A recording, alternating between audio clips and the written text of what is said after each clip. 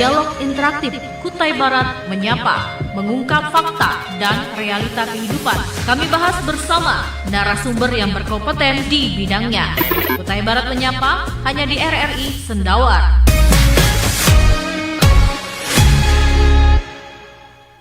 Ya, pagi hari ini membahas tentang tantangan Dinas Pendidikan dalam meningkatkan akses dan mutu pendidikan di Kutai Barat. Tentunya bagi sebuah bangsa, pendidikan dapat diibaratkan sebagai dasar atau fondasi pembangunan. Namun di Indonesia saat ini kondisi pendidikan masih kerap menjadi perbincangan, terutama terkait kualitas perbaikan dan inklusivitas. Perkembangan teknologi yang semakin maju juga mendorong peningkatan kondisi pendidikan. Namun perubahan ini masih sering diikuti dengan bayang-bayang isu yang kompleks seperti ketimpangan akses pendidikan. Lantas, bagaimana sebenarnya kondisi pendidikan di Kutai Barat saat ini dan upaya apa yang bisa dilakukan untuk meningkatkan kualitasnya? Saya sudah bersama dengan ketiga narasumber. Saya memperkenalkan terlebih dahulu, nampaknya para bapak-bapak yang tampan pada pagi hari ini. Saya mulai dari Kepala Dinas Pendidikan Kutai Barat, Bapak RL Banarsyah. Semangat pagi nih Pak. Semangat pagi. Boleh digunakan mic-nya Pak. Kita sapa pendengar kita. Selamat pagi. Semangat pagi untuk kita semua warga Kutai Barat, terutama para pemerhati pendidikan. Iya, nampaknya sehat dan juga bapaknya auranya ceria pagi hari ini, betul ya Pak ya? Ceria sekali. Baik, kemudian saya bergeser ke narasumber Kabid PPPNF, Pak Dedi Manze. Selamat pagi Pak Dedi. Siap, selamat pagi Mbak, selamat Ya. pagi Kutai Barat. Ya, semangat pagi juga ini bapaknya. Kemudian juga Kabid GTK Bapak Benedikus, selamat pagi, salam berjumpa kembali nih Pak. Ya, selamat pagi. Ya, selamat pagi. Saya mohon izin terlebih dahulu ke Kepala Dinas Pendidikan Kutai Barat, ke Pak RL Banarsyah. Ini tadi sempat berbincang ya Pak terkait dengan program-program aksi proyek perubahan begitu Pak ya. Boleh disampaikan juga ke masyarakat kita dengan proyek perubahannya nih Pak, Kubar Ceria untuk proyek perubahan Pak Kadis ini seperti apa? Apakah harus ceria ini kita Pak? Silakan Pak. Terima kasih atas kesempatan yang diberikan. Proyek perubahan Kubar Ceria atau kami itu singkatan, yaitu Kutai Barat Cerdas dan Bahagia. Itu merupakan proyek perubahan yang saya inisiasi. Adapun kegiatan yang kami lakukan adalah, yang pertama adalah implementasi kurikulum Merdeka di seluruh satuan pendidikan di Kabupaten Kutai Barat. Yang kedua kegiatannya yaitu peningkatan kompetensi guru dan kepala sekolah. Dan yang ketiga program pemberian sarana dan prasarana pendukung untuk implementasi kurikulum Merdeka. Untuk implementasi kurikulum Merdeka kami telah melakukan bekerja sama dengan BGP, Badan Balai Guru Penggerak, dan BPMP, yaitu Balai Penjamin Mutu Pendidikan Kalimantan Timur, untuk melakukan pengimbasan, yaitu pembagian praktek baik. Jadi pihak BPMP bekerja sama dengan Disdik mendidik guru-guru dari berbagai sekolah, dari sekolah yang ada, sekitar 30% sekolah yang ada di Kutai Barat. Kemudian setelah selesai pendidikan, 30% guru tadi dan kepala sekolah yang dididik itu berkewajiban untuk melakukan pengimbasan kepada sekolah lain, ya, itu berbagi praktek baik. Kemudian untuk yang program kedua, kegiatan kedua yaitu peningkatan kompetensi guru. Kami banyak melakukan kerjasama, pertama dengan LAN, Lembaga Administrasi Negara, dengan program Sekolah Idaman. Di situ kami memberangkatkan untuk tahap awal 40 kepala sekolah, dari 10 dari SD, 10 dari 20 dari SMP, dan sisanya dari kepala sekolah TK. Di situ kepala sekolah dididik untuk menjadi agen perubahan, ya. Kemudian juga kami bekerja sama dengan Rusdi Astra Foundation, ya. Astra Foundation itu juga melakukan memberikan program yaitu peningkatan kompetensi guru juga bagi 9 sekolah kalau nggak salah di Damai, Nyuwatan dan Bentian. Kemudian kami bekerja sama juga dengan PT BEK, Barito Eka Tama ya, untuk memberikan peningkatan kompetensi guru bagi sekolah yang berada di ring 1. Iya. Di ring 1 daerah Tambang. Ya. Perlu Bapak Ibu ketahui permasalahan di Kubar ini terutama masalah pendidikan itu terletak di kompetensi guru dan kepala sekolah ya. Sebagus apapun kurikulum dari pusat, sebagus apapun fasilitas yang diberikan, jika kompetensi guru dan kepala sekolah sebagai garda depan pendidikan ini tidak ditingkatkan, tidak diikuti dengan perubahan zaman, maka segalanya akan sia-sia ya kan.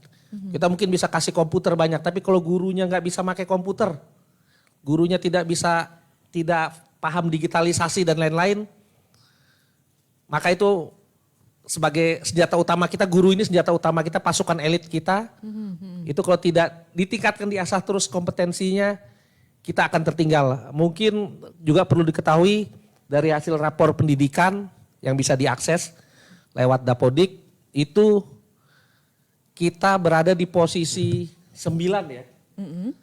Rapor pendidikan itu merupakan cerminan dari hasil pendidikan selama setahun ya. Ya yang dinilai oleh Kementerian Pendidikan melalui asesmen nasional berbasis komputer. Posisi kita ada di 2 terakhir ya. Kita cuma menang dari Kabupaten Mahulu ya. Untuk skor nanti mungkin Pak Kabit ya mungkin bisa mengingat untuk skor rapor pendidikan. Memang ada peningkatan dari setiap tahunnya, cuman peningkatan itu harus kita dorong terus ya, harus kita dorong terus. Ya salah satunya lewat peningkatan kompetensi guru. Baik, bisa disampaikan kenapa aksi perubahan ini perlu dilakukan Pak? Tadi seperti saya sebutkan, kita harus mengejar ketertinggalan. Ya. Ketertinggalan kita tadi kita sudah miskin infrastruktur, itu nggak mungkin kita, ya itu kerjasama semua pihak ya.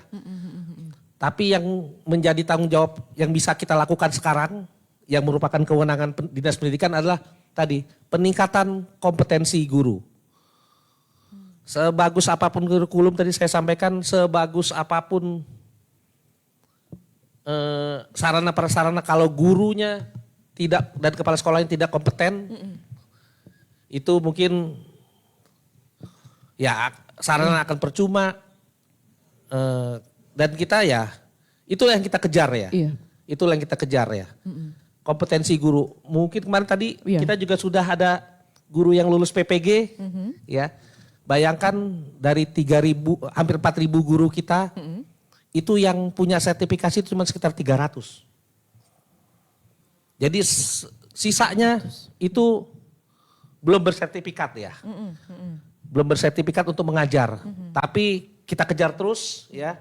Mungkin barusan ini ada mungkin puluhan guru lagi yang lulus, kita mohon juga, kita juga akan mendesak pusat ya, waktu itu saya sudah pernah mendesak pusat supaya PPG ini ya, program profesi guru ini bisa diberikan kepada kabupaten ya, untuk melaksanakannya gitu loh.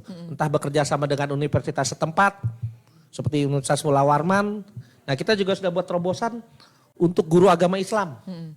Guru agama Islam ada 19 kemarin yang kita sertifikasi. Bekerja sama dengan UINSI, sudah saya tanda tangani ininya, dan sudah berlangsung sertifikasinya.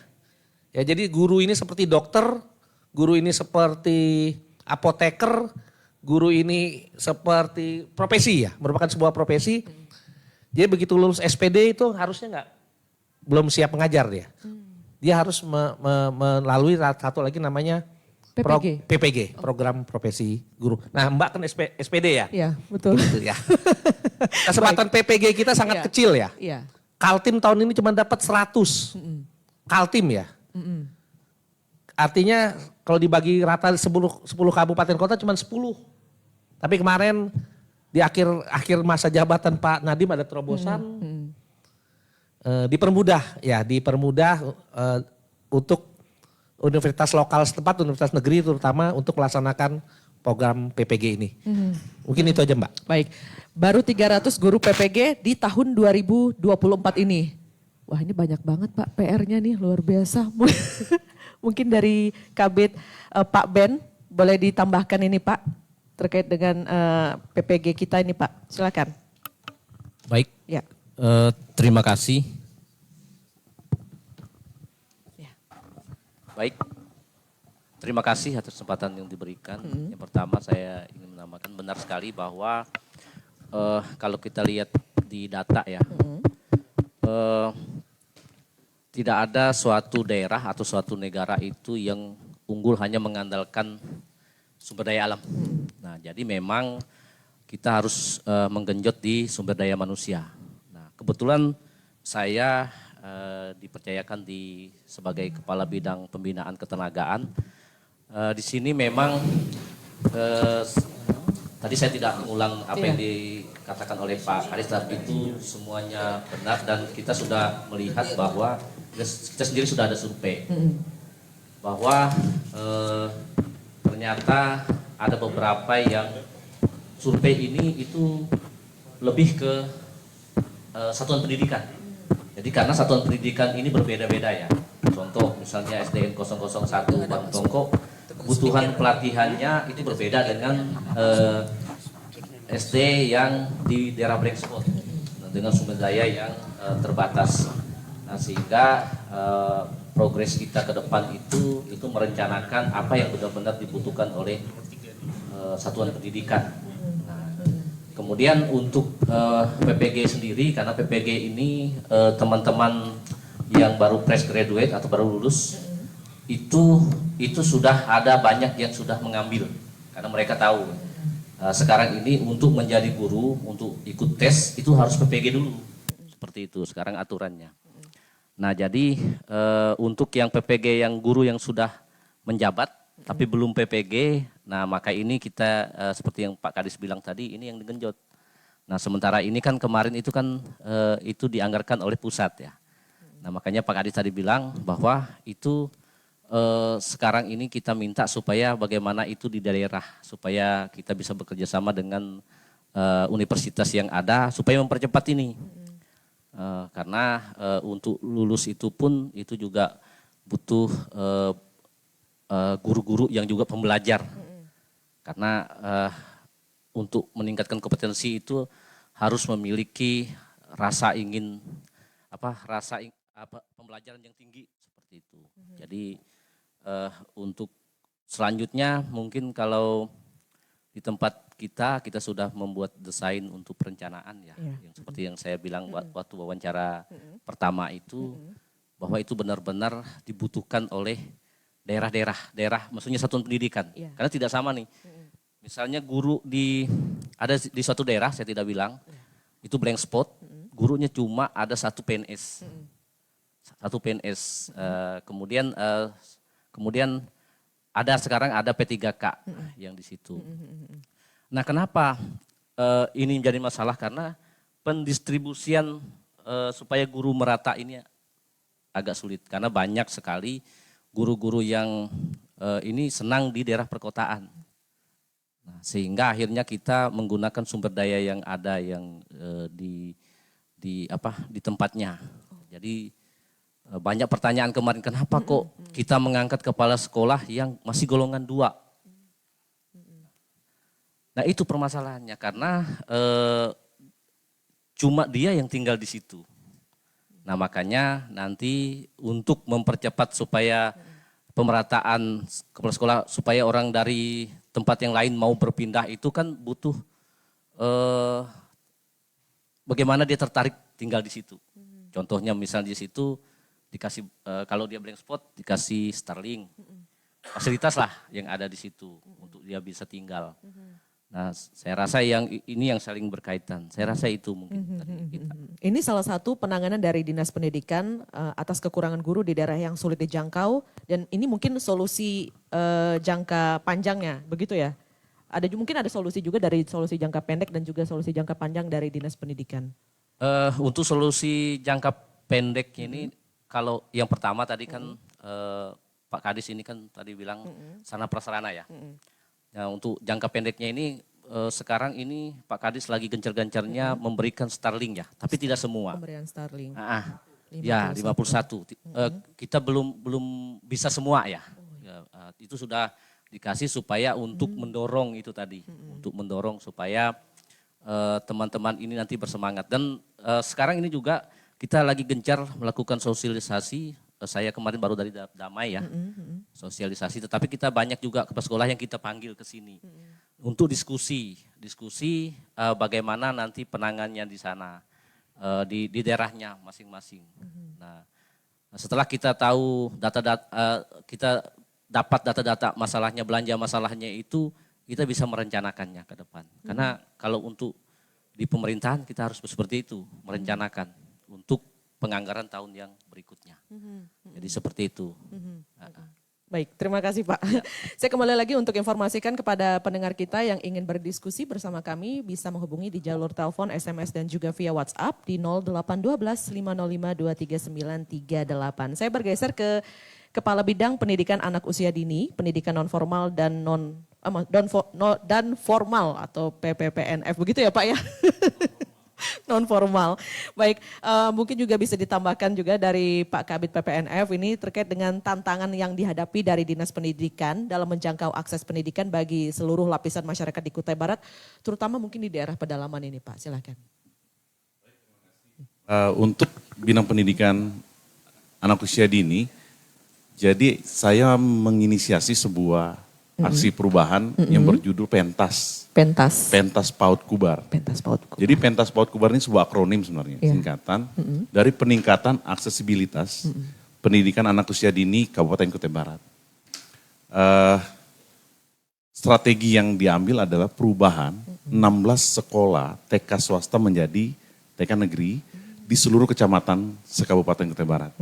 Jadi pilot projectnya itu 16 kecamatan, 1 TK negeri.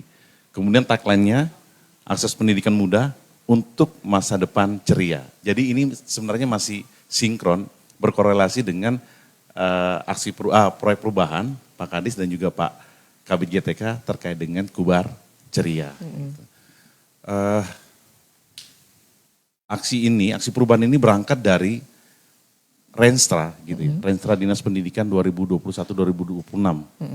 Ada beberapa persoalan umum pendidikan yang ada di Kutai Barat.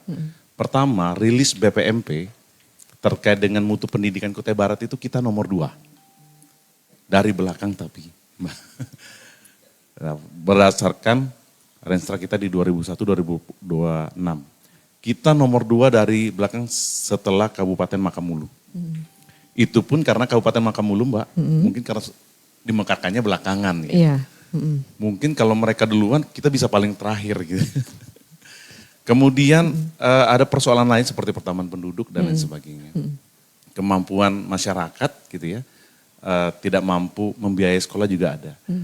Nah di dalam laporan kinerja instansi pemerintah di Disdikbud Kutai Barat tahun 2023, angka partisipasi sekolah Mbak, usia 4-6 tahun di Kutai Barat itu baru 49%. Artinya ada 51% kurang lebih ya, setengah warga dari Kutai Barat usia 4-6 tahun tidak bersekolah. Salah satu faktornya adalah akses yang tidak tersedia dengan mudah. Banyak faktor sebenarnya Mbak, APS tadi ya, angka partisipasi sekolah itu rendah. Salah satunya adalah dari sisi pembiayaan keluarga untuk biaya sekolah anak-anak. Kemudian strategi yang kami ambil untuk menegrikan sekolah ini salah satunya untuk meningkatkan angka partisipasi sekolah tadi. Harapannya sesuai dengan mandatori dari Kementerian Pendidikan atau pusat gitu ya, bahwa angka partisipasi sekolah ini harus dicapai 100%. Sebenarnya harus 100% di 2024. Tetapi karena angka kita baru di 49%, ya paling tidak dengan aksi perubahan ini mudah-mudahan ada peningkatan. Angka partisipasi sekolah dari 49% bisa naik. Mungkin itu dulu Mbak sebagai pembukaan. Baik, dari Dinas Pendidikan dalam mendukung dan meningkatkan kapasitas tenaga pendidik di wilayah yang sulit diakses ini seperti apa ini Pak? Banyak hal sebenarnya sudah kita lakukan Iya. untuk akses khususnya tenaga pendidik ya. Tadi Pak Kadis, kemudian Pak Kabid GTK juga menyampaikan berbagai macam upaya Iya. kita lakukan gitu ya. Termasuk hari ini tenaga pendidik itu dituntut untuk menggunakan teknologi digital. Jadi ada program namanya sekolah digital, digitalisasi sekolah. Iya. Yang memastikan bahwa setiap tenaga pendidik itu bisa mengakses semua informasi. Kalau di platform ada namanya platform PMM, Merdeka Mengajar. Merdeka Mengajar. Dan mereka dituntut untuk mengakses aplikasi atau platform itu, dan itu untuk semua tenaga pendidik. Semua tenaga pendidik. Tadi kita sudah sediakan Starlink dan sebagainya. Kemudian pelatihan juga sudah dilakukan. Jadi ini upaya-upaya yang kami terus lakukan.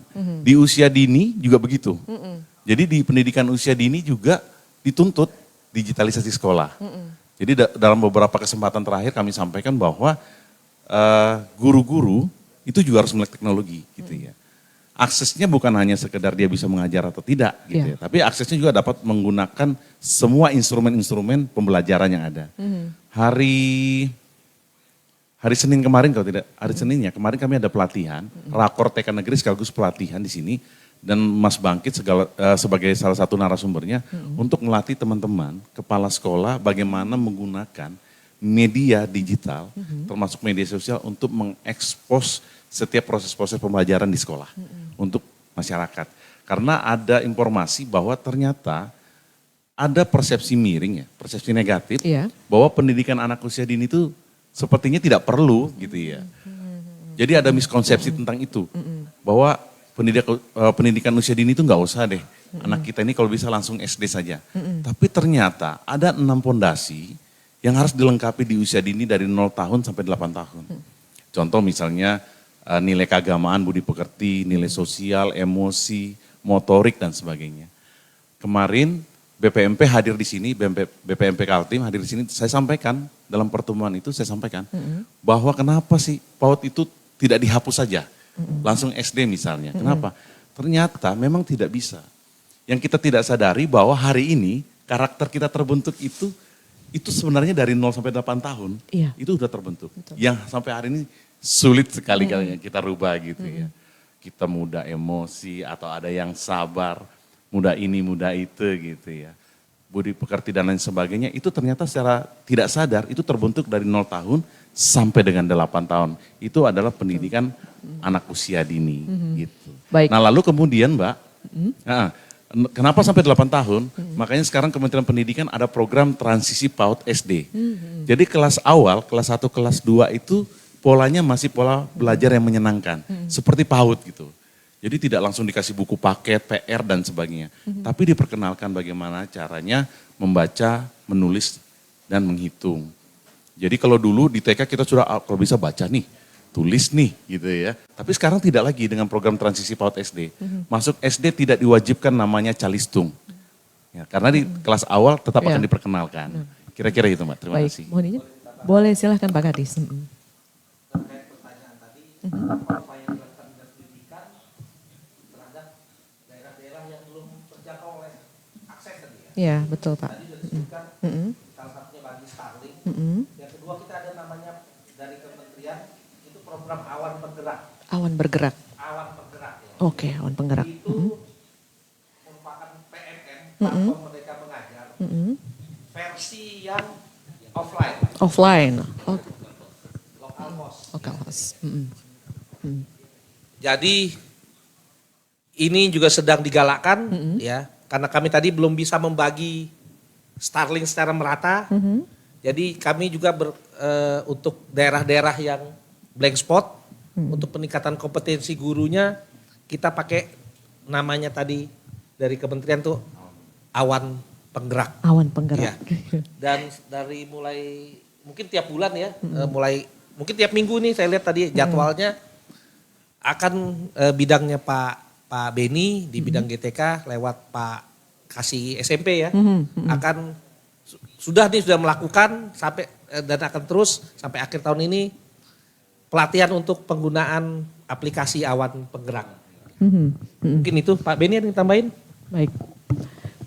Boleh? Ya, saya tambahin terkait dengan awan penggerak. Awan penggerak ini adalah lanjutan setelah survei, ternyata banyak yang blank spot. Iya. Nah, jadi sehingga dari Kementerian Pendidikan itu membuat lagi aplikasi, yaitu tapi dia local host dan offline. Jadi dia PMM, namanya awan penggerak. Nah, jadi ini yang perlu kita sosialisasikan. Dan saat ini kita sudah sosialisasikan itu dari bulan Juni sampai sekarang kita tetap sosialisasikan. Tetapi ini kan ada yang beberapa yang sudah ada Starlink, jadi dia tidak wajib untuk yang awan penggerak ini karena dia bisa langsung akses PMM-nya langsung. Jadi seperti itu. Jadi awan penggerak ini kan dia local host, ketika nanti ada internetnya dia langsung bisa connect. Bisa langsung terupdate datanya. Jadi seperti itu untuk yang awan penggerak. Jadi saya rasa itu. Baik, terima kasih. Kita jeda dulu, ada penelpon yang akan mencoba bergabung bersama kita. Saya sapa. Halo, selamat pagi. Halo. Halo. Ya, masih dicoba bersama teman-teman teknisi ya. Kita coba kembali. Halo, selamat pagi. Dengan Bu Elvira. Siap, Pak Hanye di Barong Tongkok. Silakan Pak. Saya agak tertarik nih. Itu Pak Kadis, Ibu Hetifah itu kan ada program PIP. Nah PIP itu ya sempat juga kita bantu-bantu urus-urus. Cuman ya saya punya maksud itu kita terima saja target kemarin berapa puluh ribu, tetapi target itu tidak sampai, hanya berapa ribu aja yang tercover di Kabupaten Kutai Barat ini. Nah kita cari masalahnya, kenapa ada masalah? Ya paham aja katanya kemarin ya masa kami hanya hanya masukkan data-data, ya kalau bisa adalah honor-honornya. Kalau menurut saya sebagai masyarakat kita jangan pikirkan honor. Kalau kita mau membangun dunia pendidikan Kabupaten Kutai Barat ini, kita harus bekerja ikhlas, bekerja tuntas. Nah, kalau masih ada pikiran-pikiran begitu, bagaimana kita mau meningkatkan sumber daya manusia kita? Apalagi dengan IKN, dengan adanya IKN ini. Dengan adanya IKN ini kan banyak orang-orang datang ke daerah kita dengan segala kepintaran macam. Nah, kita harus belajar gitu dengan keluarga Pak Kadis itu yang diterima di IKN itu. Itu luar biasa, banyak orang-orang hebat itu. Tetapi bagaimanalah kita membangun pendidikan supaya melahirkan orang-orang hebat itu. Nah, jadi yang lebih penting lagi memang sekarang ini saya lihat bagaimanalah sarana dan prasarana itu memang harus ditingkatkan. Emang banyak pemerintah kabupaten ini melalui dinas pendidikan membangun, tetapi ya kalau bisa itu juga diawasi lah supaya tidak membangun tuh asal membangun. Saya pernah juga ada pendengar itu katanya, Pak Hanye tolong itu menyuarakan di radio, masa kontraktor membangun WC di sekolahan itu asal bangun saja. Nah yang penting selesai. Saya bilang saya sempat tidak enak juga. Nah jadi kami sangat senang juga melihat Pak Kadis ini sering belusukan turun ke lapangan. Pak Kadis jangan ragu, Pak Kadis harus turun ke lapangan, artinya mendengar, melihat. Kalau perlu sampai ke WC kita lihat. Nah jangan nanti dibangun WC-nya tapi air ada, mate taka. Nah jadi itu harapan saya. Terus yang terakhir saya minta Pak Kadis ini kawan kami Ibu Hetifah sudah menjadi ketua komisi yang membidangi pendidikan. Ya ayolah kita jalin kerjasama, jangan lihat partainya, tetapi kita lihat peluang dan kesempatan kita membangun pendidikan di Kabupaten Kutai Barat. Yang terakhir, terima kasih Pak Kadis. Nah mudah-mudahan nanti kadis-kadis yang lain juga mengikuti berdialog di RRI. Jangan takut, jangan gair. Artinya kenapa? Harus rajin berdialog, karena selama ini banyak pembangunan yang dibangun oleh Bapak Bupati, tetapi tidak ada publikasi, tidak ada ini, akhirnya ya kata orang tidak ada pembangunan. Mantap Pak Kadis, pokoknya bersuara terus, tampil terus di media media massa. Artinya nanti siapa tahu lah, nanti kan orang kan, wah mantap ini Pak Kadis, ada kegiatan pembangunan. Daripada yang lain-lain, kesahnya aja, tidak dikasih jabatan, ngeluh, menang rasa kalah dikasih jabatan, tidak amanah. Mate taka. Oke, terima kasih Pak Hanye yang ada di Barong Tongkok sudah bergabung bersama kita di RRI Senawar pagi hari ini. Saya sih ada menangkap beberapa poin ini Pak terkait dengan juga blank spot, kemudian juga membangun tapi diawasi dan juga apresiasi nih dari warga. Silahkan ditanggapi dari Kepala Dinas Pendidikan. Terima kasih atas kesempatannya. Sekali lagi terima kasih kepada Pak Hanye yang telah banyak memberikan masukan. Saya sebelum jadi Kepala Dinas, saya juga sering mendengarkan RRI dan Pak Hanye ini banyak memberikan masukan dan itu masukannya memang real dan nyata di lapangan. Ya, yang Pak Hanye sampaikan tadi itu memang betul. Ya, untuk itulah maka pendidikan ini bukan hanya tanggung jawabnya Dinas Pendidikan, tapi masyarakat seperti Pak Hanye yang memberikan masukan itu amat sangat membantu ya. Begitu juga masalah infrastruktur tadi saya bilang. Jalan menuju sekolah tentu di luar kapasitasnya Disdik ya. Itu SPU. Betul tadi internet itu kita harus berhubungan dengan Kominfo ya. Sekali lagi terima kasih Pak Hanye atas masukannya. Kritik walaupun keras tapi itu memang kenyataan dan itu merupakan cermin ya. Cermin bagi kita, cambuk bagi kita. Saya juga minta nanti teman-teman sering-seringlah ke lapangan ya. Untuk teman-teman ketahui, saya ini gila ke lapangan. Jadi saya pergi ke lapangan, sidak itu enggak pernah bilang sama sekolah, tiba-tiba muncul aja. Ya. Dan di situ saya banyak temukan juga permasalahan seperti Pak Hanye sampaikan ya. Pak Hanye teruslah mengkritik, teruslah memberi masukan. Ya bagi kami walaupun kadang-kadang sakit tapi ya itulah karena kami adalah sekali lagi kami ini pelayan ya. Sekali lagi kami ini adalah pelayan. Yang kita layani siapa? Untuk Dinas Pendidikan yang kita layani adalah anak-anak masa depan Kutai Barat. Itu yang intinya ya, saya memberikan pelayanan kepada kepala sekolah, kepada guru-guru, kepada sekolah, memberikan sarana prasarana, tujuannya satu. Supaya anak-anak kita tadi seperti Pak Hanye bilang, adalah kita jadi presiden, kita sudah dekat IKN. Benar. Adalah yang jadi menteri. Ya. Pak Hanye, thank you very much. Sampaikan terus kepada kami.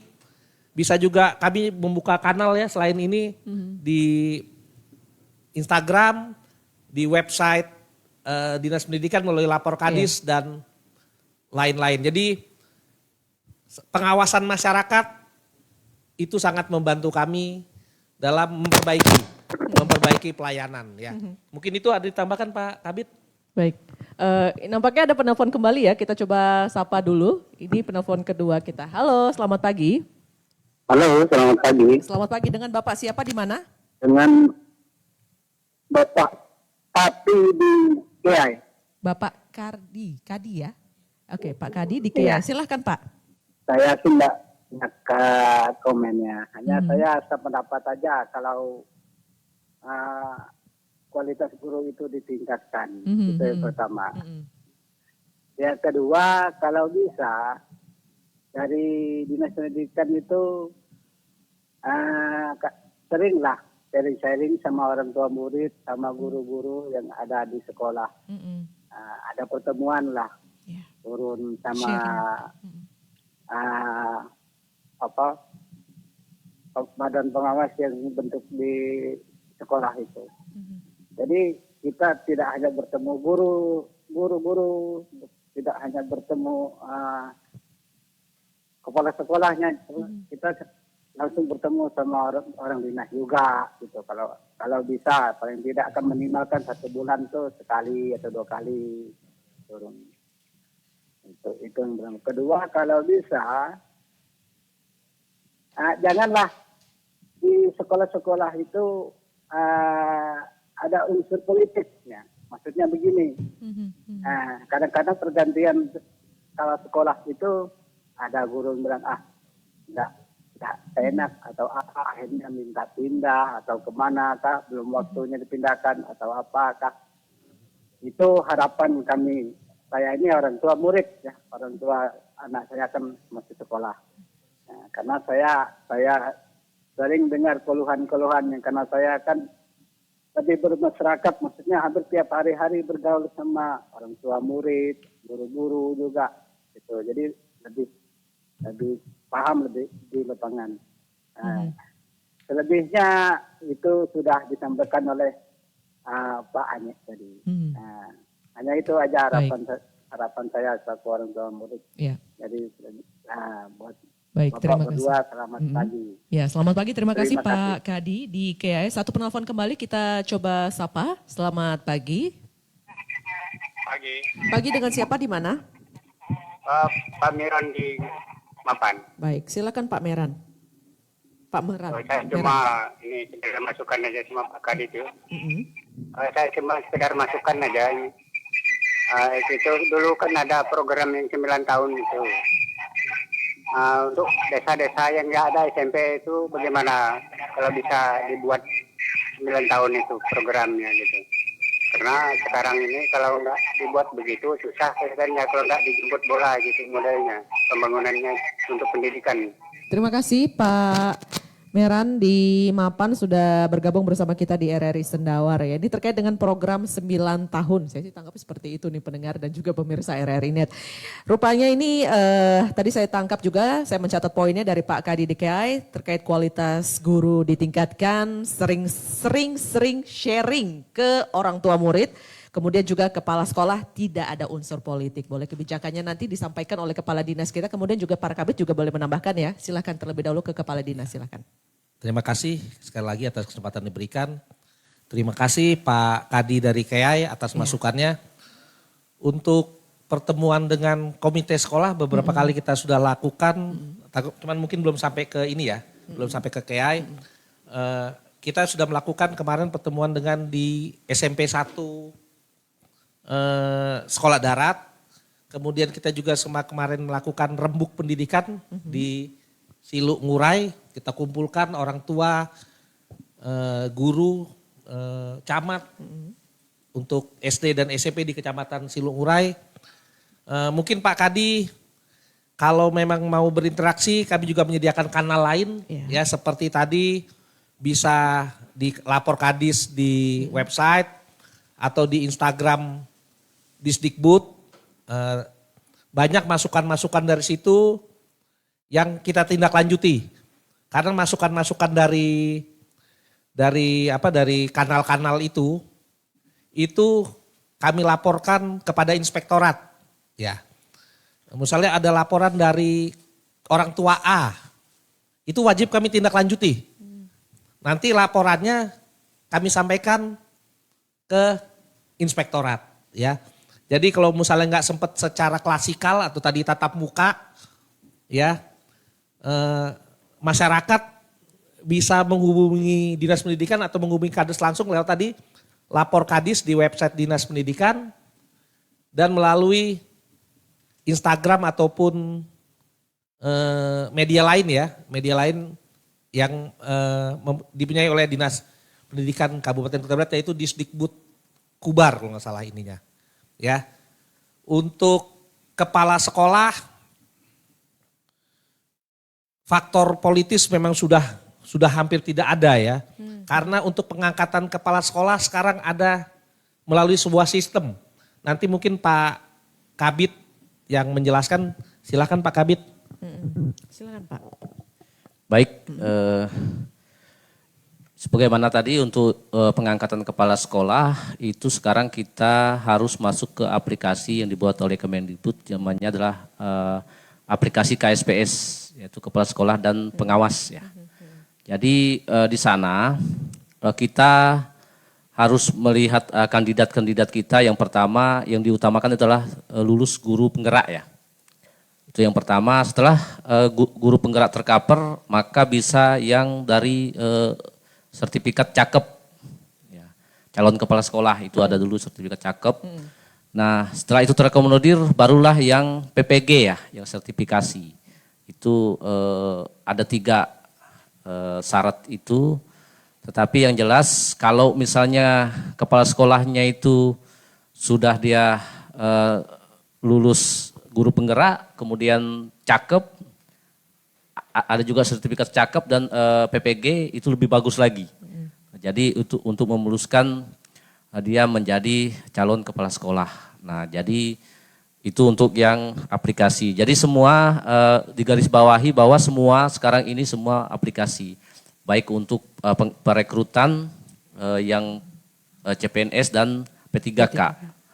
Jadi semuanya pakai aplikasi sampai penempatan. Kalau untuk P3K itu sampai penempatannya itu pakai aplikasi. Kalau kita tidak pakai aplikasi itu konsekuensinya kita tidak diakui oleh BKN. Karena semuanya ngeling ke BKN. Jadi perlu digarisbawahi bahwa kita sekarang sudah digitalisasi. Itu tantangan kita. Kemudian saya ingin yang pertama kompetensi tadi itu sangat penting. Dan saat ini memang kita sudah melaksanakan survei ya. Survei juga untuk ke sekolah-sekolah, ke persatuan pendidikan. Iya. Karena kebutuhannya berbeda. Sekali lagi ya, kebutuhannya berbeda. Jadi kita sekarang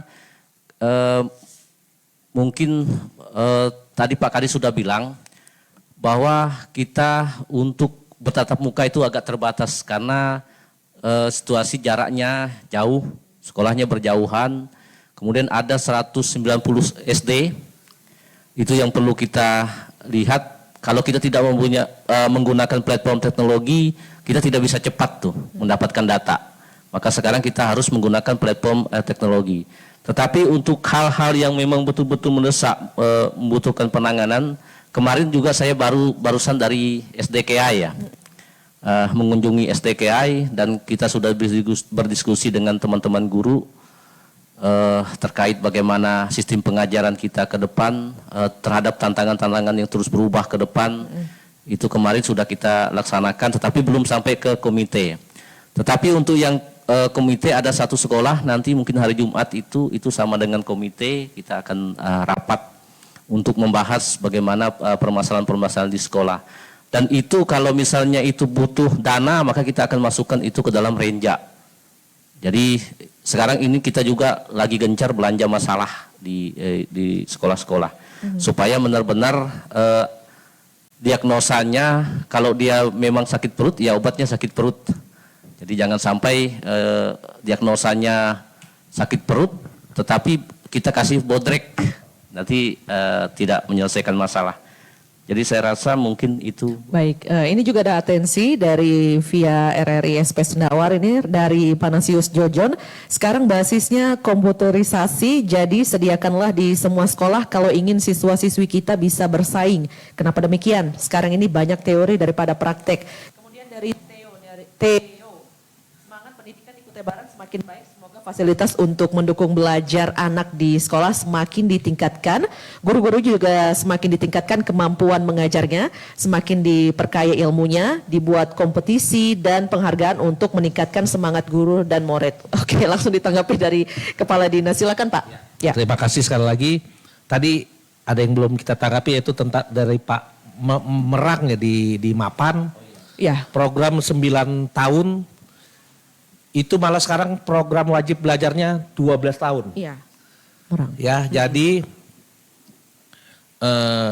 sekarang pemerintah mewajibkan minimal anak itu sampai 12 tahun itu sampai lulus SMP ya. Apa yang sudah kita lakukan? Kita memberikan stimulan biaya untuk anak-anak SD dan SMP. Jumlahnya kalau nggak salah tahun ini itu di atas 2 miliar kalau nggak salah kita bagi ya. Untuk seluruh murid bukan seluruh, untuk apa namanya tadi itu, untuk murid yang berkategori kalau nggak salah tidak mampu. Ya. Tadi juga menjawab Pak, lupa saya tadi Pak Anye juga. Anye, Ibu Hetipah adalah anggota DPR yang sudah berkunjung sampai ke Dinas Pendidikan, sampai ke ruangan saya. Untuk berdiskusi masalah pendidikan dan terutama masalah PIP. Ya. Kemarin dari ruangan saya juga kami bekerja sama untuk mendata anak-anak yang akan menerima PIP. Ya. Nah, kenapa mungkin banyak dari berapa ribu, 10.000 jatah kita cuma terpakai sekitar 3.000 atau berapa, masih ada kayak semacam sisa ya. Itu mungkin juga ada hubungan dengan stimulan ini karena tidak boleh double. Ya, sudah dapat PIP mungkin dapat stimulan lagi.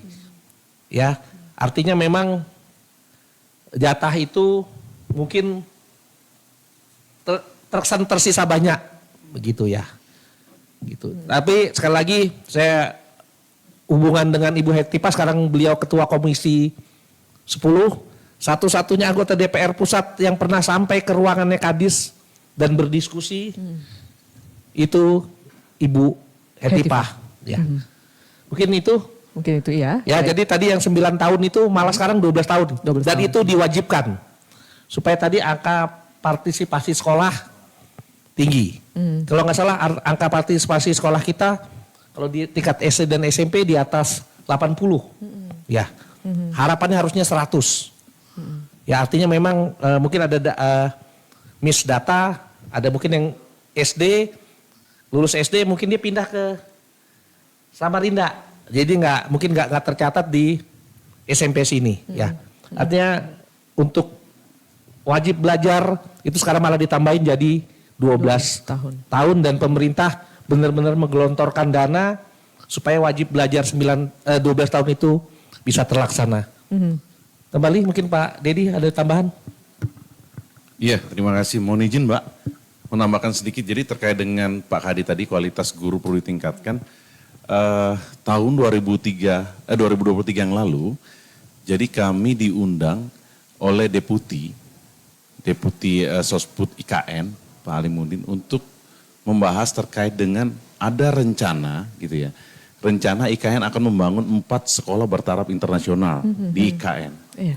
Artinya apa?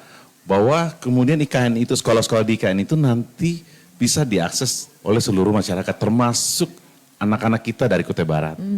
Tapi pertanyaannya, mampu enggak kita bersaing gitu ya? Karena itu sekolahnya bukan taraf nasional lagi, tapi internasional. Nah, ini kami sampaikan dalam beberapa kesempatan diskusi dengan para pelaku pendidikan ya, termasuk tenaga pendidikan dan tenaga kependidikan, bahwa hari ini kita harus mempersiapkan. Sejak hari ini kita harus mempersiapkan diri untuk anak-anak mampu bersaing di level IKN ya, level nasional maksudnya. Kemudian hasil diskusi kami juga dengan teman-teman Tanoto Foundation, memang riset mereka menyebutkan persoalan utama yang Pak Kadis tadi sampaikan adalah di guru dan kepala sekolah. Mutu guru dan kepala sekolah. Itulah sebabnya ada program tadi disampaikan, kita ada program, kita bekerja sama dengan lembaga administrasi negara ya, yang hari ini sedang berproses, teman-teman guru kita kirim dalam rangka peningkatan akses dan peningkatan mutu gitu ya. Kemudian tadi ada teman-teman di Facebook, di live Facebook ini disampaikan sekarang basis Pak Penansius Jojonya, terima kasih, eranya era komputerisasi. Iya Pak, memang kami sudah mencoba, memang tidak bisa langsung semua, tapi bertahap. Kami tadi sudah disebutkan Starlink udah kita bagikan ke daerah-daerah, terus kami ada juga bagikan Chromebook. Chromebook itu standar perangkat keras seperti laptop tapi versi mini ya. Chromebook itu dari Google, dikeluarkan oleh Google dan sudah kita bagikan ke beberapa sekolah-sekolah. Kemarin tahun ini juga kita sudah bagiin fokus ke sekolah-sekolah. Kemudian kita juga sudah mengarahkan teman-teman untuk membuat akun belajar ID. Dan akun belajar ID itu bisa mengakses berbagai macam platform. Termasuk platform canva.com untuk desain. Jadi kemarin waktu saya menyampaikan materi di rapat koordinasi sekolah TK itu, saya presentasinya pakai Canva. dan login pakai akun Belajar ID. Jadi semua fitur-fitur premium di canva.com itu gratis kalau pakai akun itu. Lalu kami di sini punya admin, tim media ya, yang mengelola website dan mengelola akun-akun media sosial kami, itu Mas Bangkit.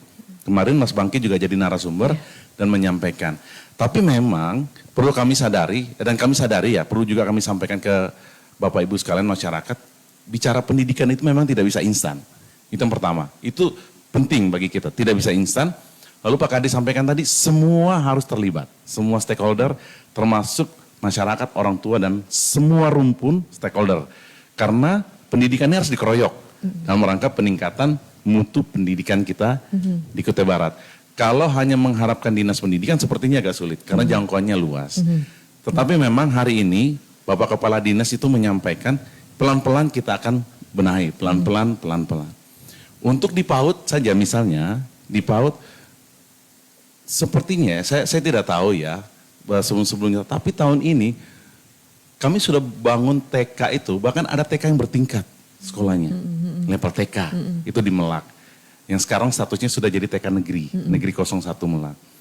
Nah kemudian kami juga sudah sedang membuat ya, Pak Kadis mengarahkan kemarin teman-teman konsultan perencanaan untuk menyusun sebuah prototipe bangunan sekolah. Jadi tadi ada terkait dengan fasilitas sekolah ya, kita akan coba bentuk sebuah prototipe, bangun sebuah prototipe, jadi nanti keseragaman bentuk sekolah itu bisa merata gitu ya, di semua jenjang sekolah yang ada di Kutai Barat, mulai dari pendidikan anak usia dini sampai dengan SMP.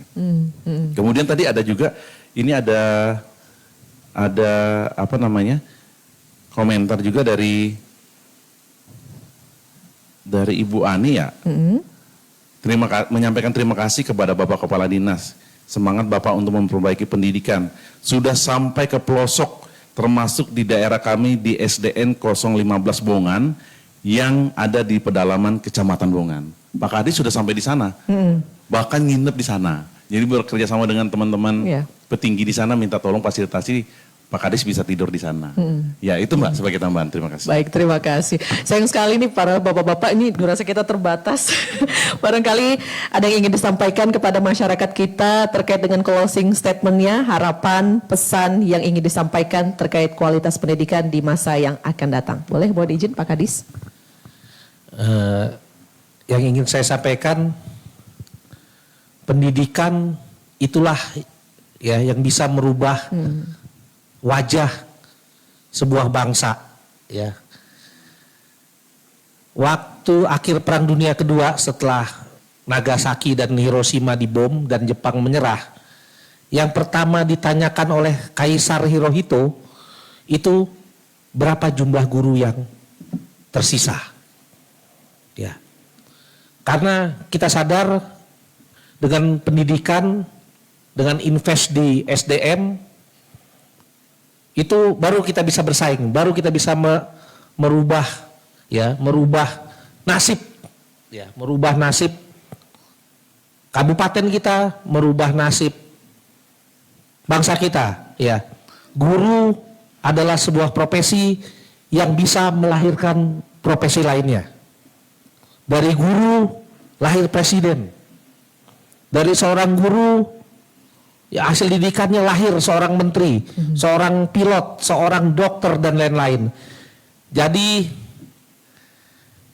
kami di Dinas Pendidikan, sekali lagi kami adalah pelayan bagi pendidikan ya, pelayan yang tujuannya adalah mendidik masa depan kita, yaitu anak-anak kita. Ya, kami akan tadi seperti Pak Anye bilang, jangan ada honor-honor. Ya, sekarang honor dibatasi dengan adanya Perpres 33 ya, tahun 2000 berapa lupa saya. Itu pemberian honor amat sangat dibatasi. Dan malah ada kecenderungan dihapus dan dilarang. Ya. Jadi kemarin saya salut sama Ibu Hetipah mau datang ke sini, bekerja di sini untuk mendata masalah PIP ya, program Indonesia Pintar ya. Jadi sekali lagi juga mohon kerjasama dari seluruh lapisan masyarakat karena pendidikan ini tanggung jawab kita semua. Mungkin ada tambahan dari Pak Kadip? Silakan ya. Ya, izin Mbak, Iya. dua statement atau dua pernyataan sebagai closing statement saya. Pertama, pernyataan dari Bapak Kepala Dinas Pendidikan dan Kebudayaan Kabupaten Kutai Barat, Bapak R. Bandarsya, tanggal 10 Juni 2023 di SD 010 Bongan. Kita adalah pelayan dan pelayanan kita berpusat kepada anak-anak. Mereka adalah bosnya dan kita adalah pelayannya, itu prinsip. Lalu yang kedua, pernyataan dari Nelson Mandela, mantan Presiden Afrika Selatan. Iya. Senjata paling ampuh untuk mengubah dunia adalah pendidikan. Demikian Mbak, terima kasih. Terima kasih luar biasa. Kemudian Pak Ben, ada yang ingin disampaikan juga kepada masyarakat kita? Selanjutnya tambahan aja. Yang pertama saya mengharapkan teruslah seluruh stakeholder ini seluruh masyarakat kasih masukan ke kita untuk perencanaan-perencanaan ke depannya, karena sekarang ini lagi belanja masalah dan sebentar lagi nanti ada RPJMD baru, Renstra baru, dan ini harus kita rencanakan pendidikan ini mau seperti apa. Dan sekarang kalau kita melihat sudah ada kementerian, karena dipecah 3, Kementerian Dikdasmen sekarang, fokusnya adalah yang paling pertama mungkin nanti untuk diklat itu ada seluruh guru harus diklat bimbingan konseling. Kalau kita lihat di waktu pidato. Nah, selanjutnya terus membangun pendidikan itu seluruh stakeholder harus bekerja sama, baik itu swasta, seperti yang sudah kita bahas tadi. Ada berapa banyak lagi swasta nanti yang akan juga merencanakan pendidikan di tempat kita.